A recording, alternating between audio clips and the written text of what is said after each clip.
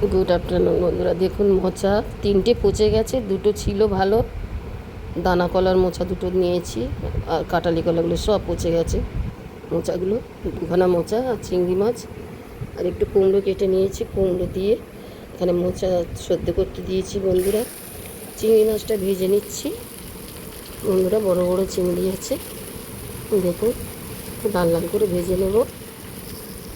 ভোর ভোরে আমি এটা রান্না করে নিয়েছি বন্ধুরা, তারপরে গেছি হসপিটাল, দেখছি সব মোচাগুলো পচে গেছে। 3 দিন 4 দিন হয়ে গেছে, কেটে রেখেছিলাম, দুটো ভালো ছিল বন্ধুরা। আমি শুকনো লঙ্কা তেজপাতা একটুখানি পাঁচফোড়ন দিয়ে দিয়েছি বন্ধুরা। দেখুন লাল লাল করে ভেজে নিয়ে একটু আদা বাটা দেবো।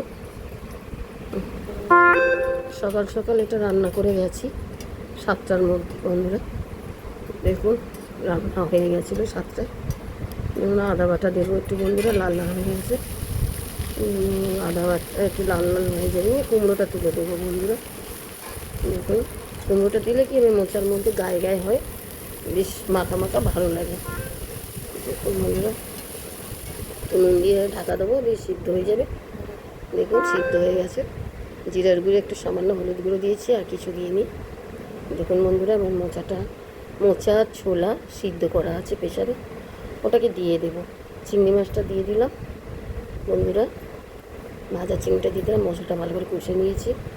এবারে ওই মোচা আর ছোলা সিদ্ধ প্রেসার থেকে তুলে দিলাম বন্ধুরা।